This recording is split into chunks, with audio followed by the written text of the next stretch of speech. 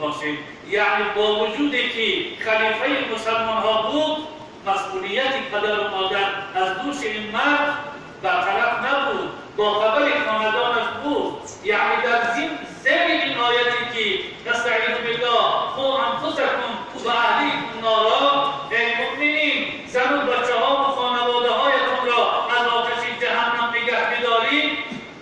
عمر فاروق رضی الله تعالی عنه ضمن این آیت، در زیر این آیت عمل می‌کردم، قدم می‌زدم تا خداوند فرزند او عبدالله را از جوانان سعادتمندی اصل سعادت کردند. ما سر آیتی صحبت داشتیم که خداوند مهربان راضیگی خود را از 1400 نفری که در زیر درخت با پیغمبر صلی الله علیه و سلم بیعت کرده بودند ابراز می‌دارد. ما گفتیم که از جمله اون کسان عبدالله بن عمر رضی الله تعالی عنه بود که 15 یا 16 سال یا بیش هم عمر داشتند. خداوند مهربان راضیگی خود را برای این 1400 نفر ابراز داشتند و گفتند که صداقت قلب اینها را خداوند مهربان دانست، برای آنها آرامش عطا نمود و در برابر آرامش خداوند مهربان برای آنها فتح و نصرت و پیروزی را هم وعده کرد.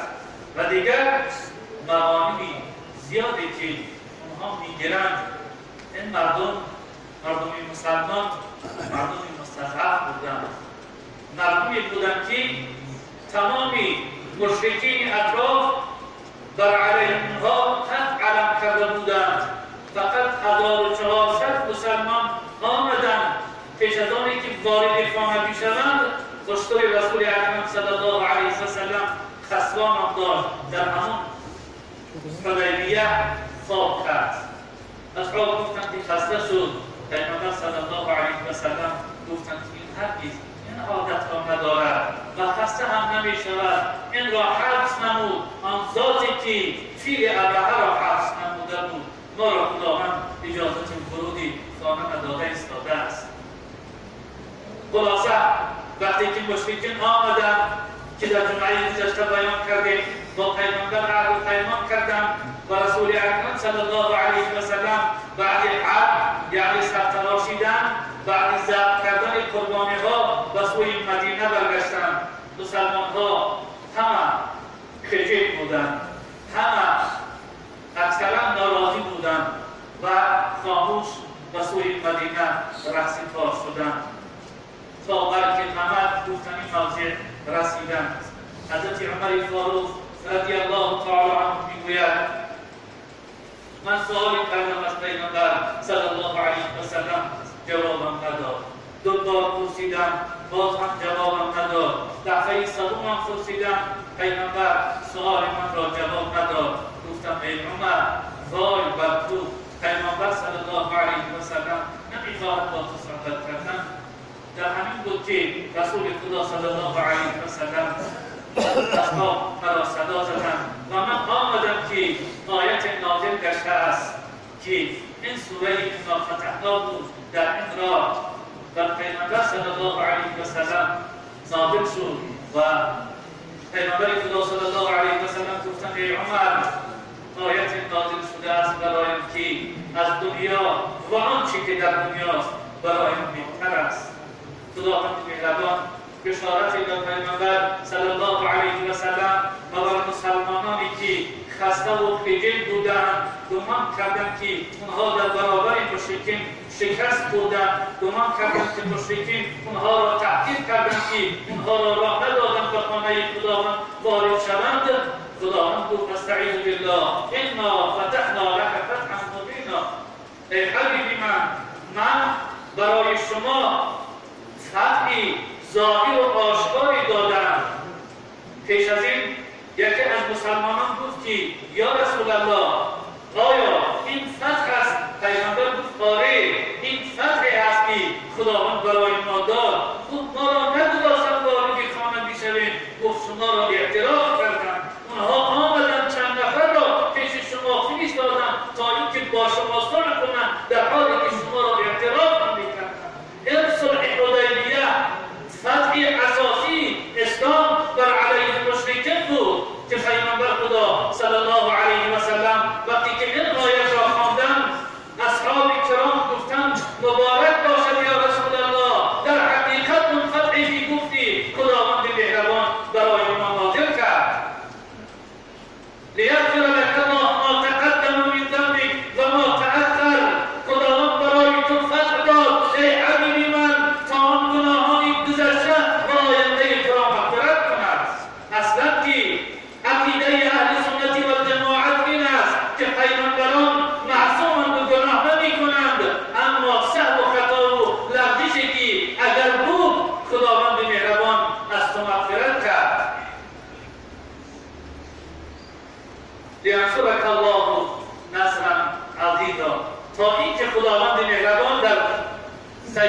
آیتی سوره انا فتحنا آمد که خداوند مهربان تو را فتح و نصرت و پیروزی ظاهر برای تو غالب برای تو عطا می‌کند.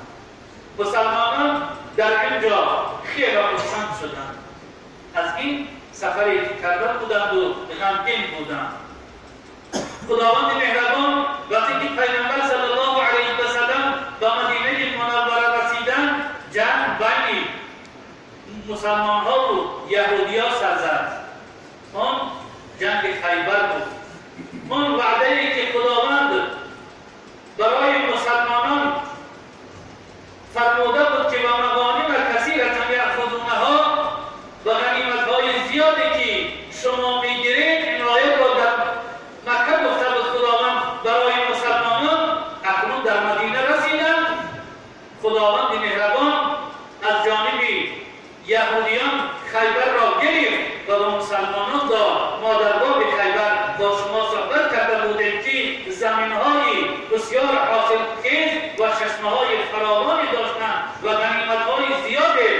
برای همین 1400 نفر فقط پیامبر خدا صلی الله علیه و سلم خیبر را برای همه مردم تقسیم کردی. در همین صلح حدیبیه یا در بیعت رضوان با پیامبر صلی الله علیه و سلم هم ختم بودند. اون نفرانی که سوار بودند، اسب یا اشتردار داشتند، اونها را 2 حصه داد. و اونهایی که پیاده‌گر بودند، اونها را 1 حصه داد.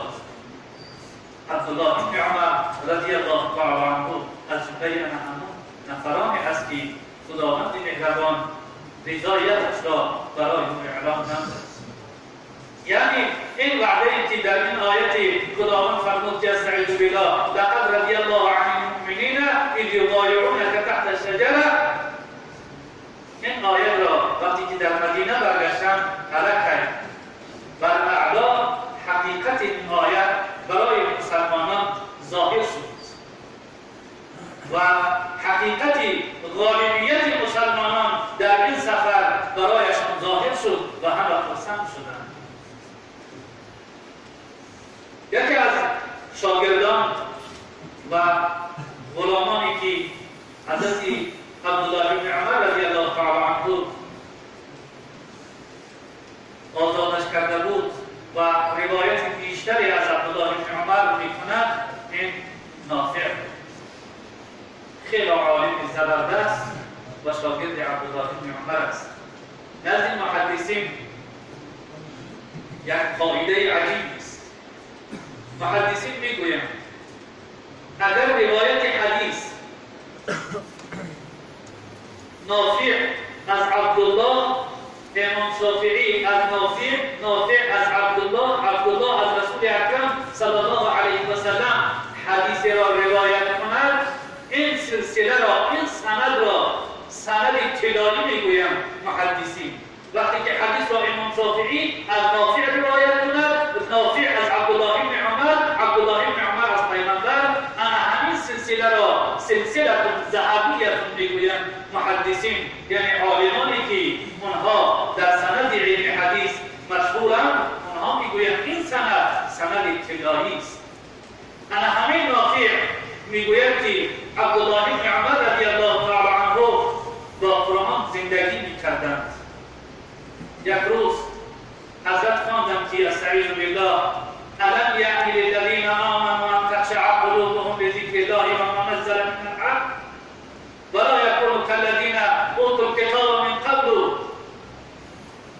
فطال علیهم الامد فقست قلوبهم فکثیر منهم فاسقون. چنان گریه میکرد آمدن ریش مبارک از تلاوت قرآن سرگشته بود.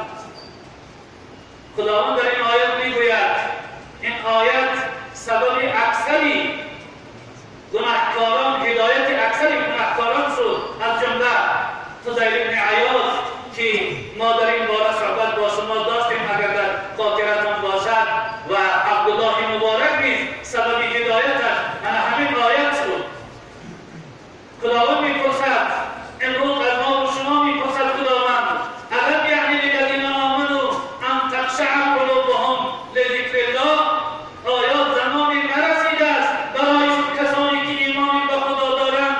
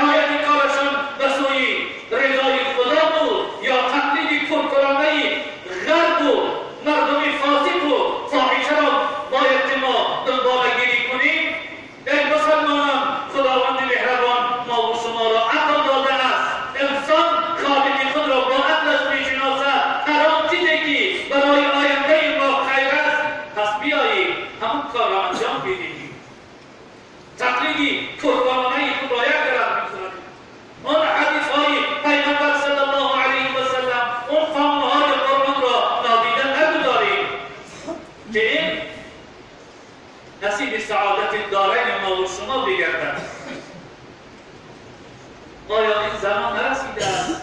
این سخن خداوند عبدالله ابن عمر را همچنان به گریه وادار کرد که ریش مبارک از گریه کردن تب شد.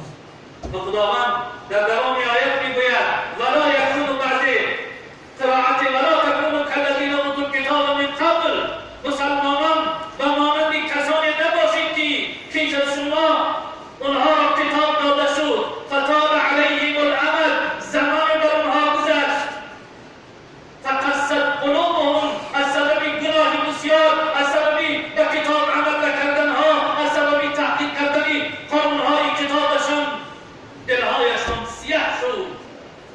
فاکثرهم من الفاسقین، اکثر اونها از جمله فاسقین گشتند.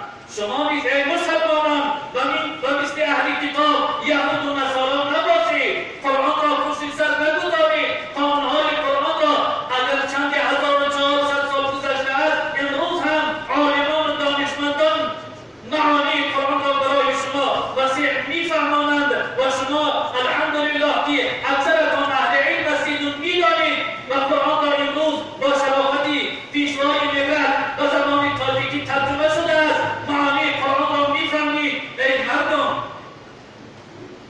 و مانند کسانی نباشید فطال علیهم الامد، زمانی بسیاری بر اونها گذشت، فقست قلوبهم، دلهای اونها سیاه شد. ای مسلمان به خاطر چه قلب سیاه می شود؟ به خاطر چه قلب زنده مسلمان می میرد؟ به آن خاطر که تقلید کرکرانه یهود و نصارا را می کند، به اون خاطری که قدم در قدم پیغمبرش نمی گذارد، به اون خاطری که سنت پیغمبر صلی الله علیه و سلم از جانب امتان بی‌وفا تحقیر می شود. پس دلها سیاه می شوند، دلها می میرند. خداوند بلاها و مصیبتها را بالای اون ملت، بالای اون قوم می آرد که بالای قوم یهود و نصارا آورده بود. و اکثرهم من الفاسقین، اکثر اینها از جمله فاسقینند. ای مسلمانان فاسقین آیا میدانید کیانند؟ در همه شیطان قرآن میگوید که ففسق عن امر ربه، شیطان از امر پروردگارش سرپیچی کرد تا اینکه کافر شد. فاسق همون انسانی را میگویند که قانون خدا را نادیده میگیرد، از قانون خدا به در میرود، تغییر سنت رسول خدا صلی الله علیه و سلم میکند. آیتی بود که عبدالله ابن عمر رضی الله تعالی عنه را به گریه وادار کرد. اون انسان وقتی که قرآن را میخواند اشک او سرازیر می شود، در همون زمانی هست که قلب او زنده است. اگر قلب او بمیرد، اگر به مانند یهود و نصارا بشود، یگان آیت قرآن دیگر نمیتواند که او را هدایت کند. به خاطری که هرچند کوشش کرد رسول اکرم صلی الله علیه و سلم تا ابو طالب را هدایت کند، نتوانست.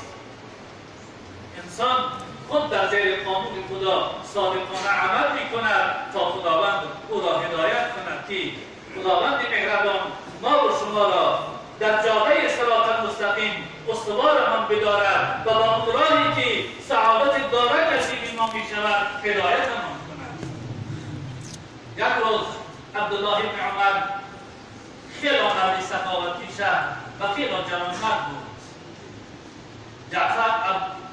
عبدالله ابن جعفر نزد عبدالله ابن عمر آمد، گفت 10,000 درهم میدهم، نافع را به من بفروش. برای خریداری نافع آمد. عبدالله ابن عمر پیش همسرش درآمد. همسرش صفیه نام داشت.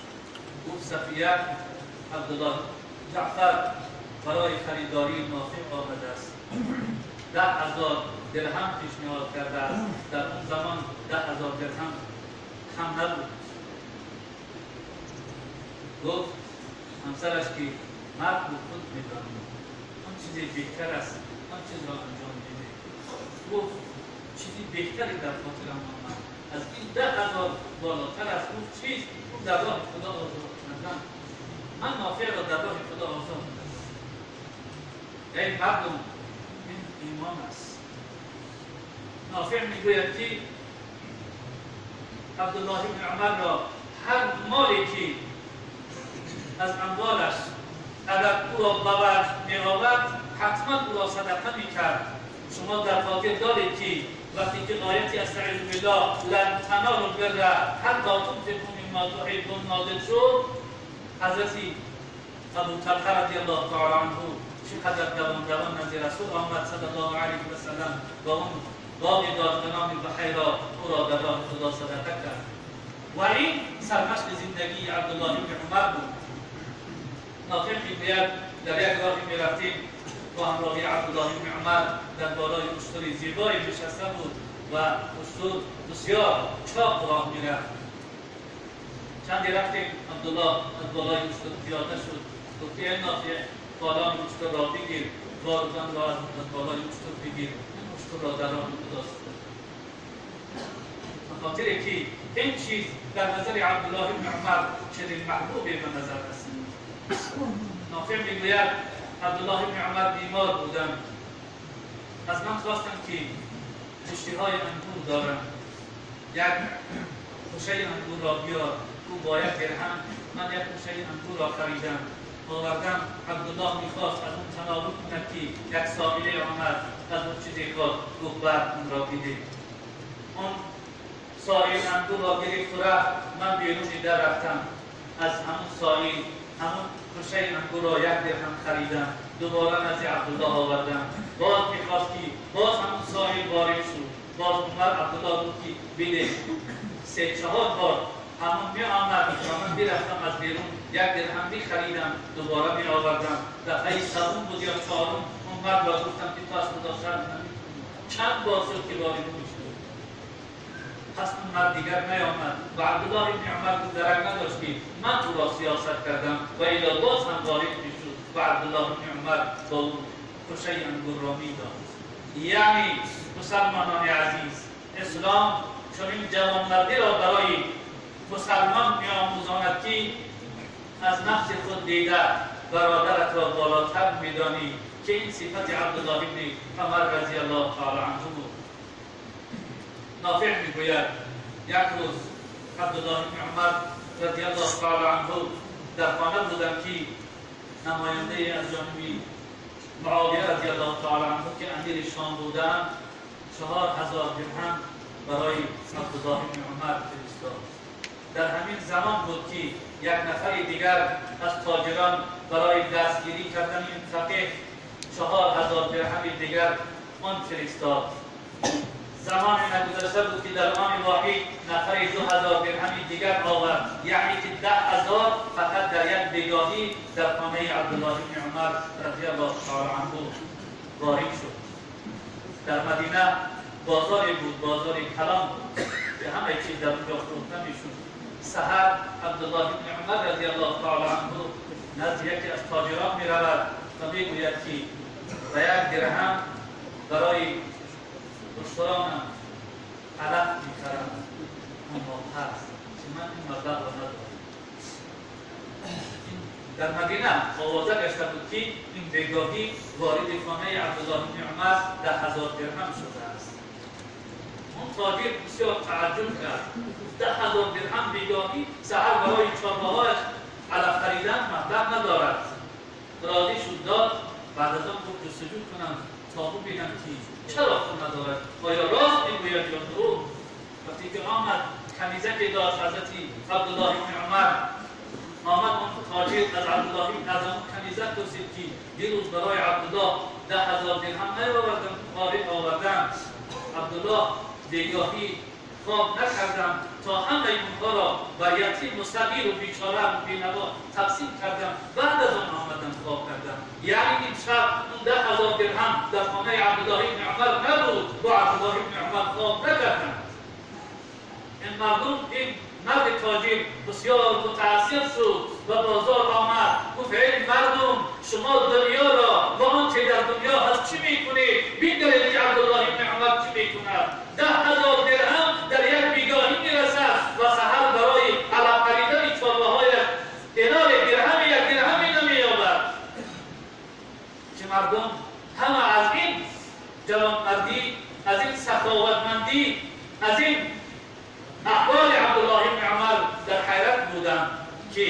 بعضی از شریکانش میگفتند که اگر دنیا به کسی رو آورد او انسان به دنیا هم میل کرد، مگر عبدالله بن عمر رضی الله تعالی عنه که هرگز به دنیا و زیبایی های دنیا میل نداشتند.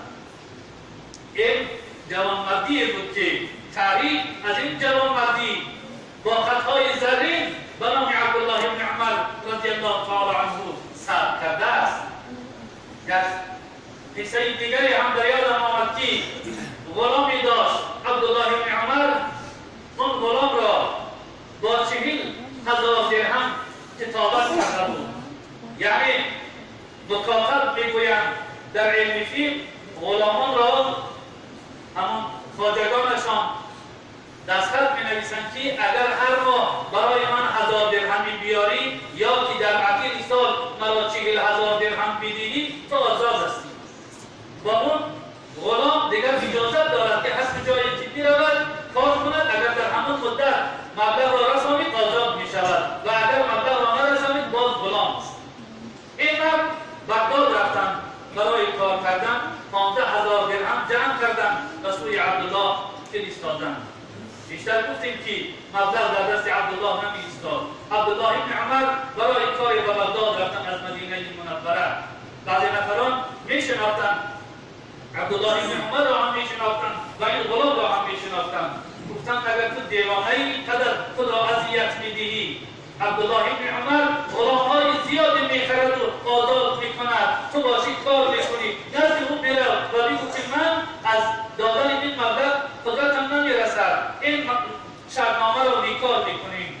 اون مرد نزد عبدالله بن عمر آمد و گفت که حضرت گفت من دیگر طاقت ندارم مبلغ جمع کردن، این شرطنامه را بیکار کن. گفت من بیکار نمی‌کنم، اگر بیکار می‌کنی خودت بیکار است. اون مرد اون شرطنامه را درآورد خط داد. حضرت عمر اشک در چشمانش حلقه زد. گفت که ای مرد در راه خدا آزاد است.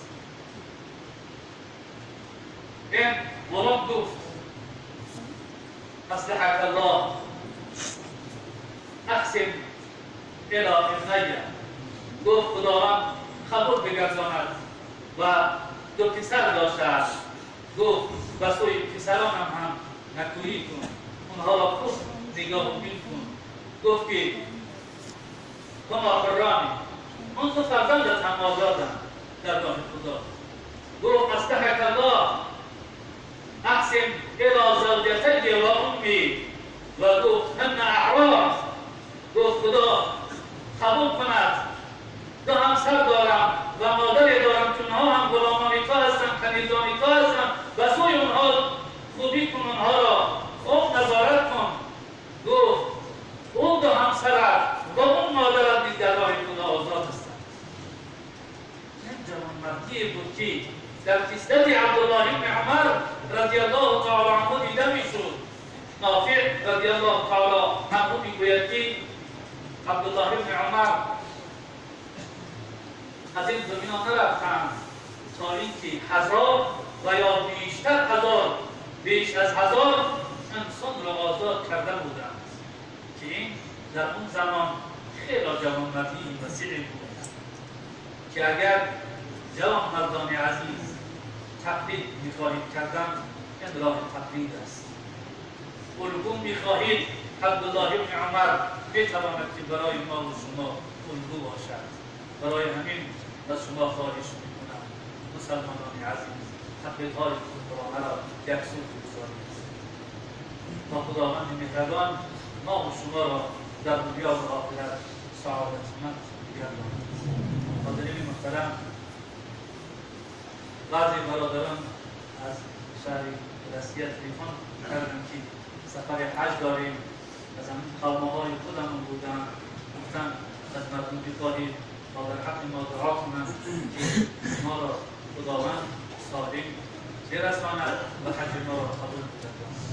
و یک برادر دیگری هم که هر جمعه زنگ می‌زند که در همون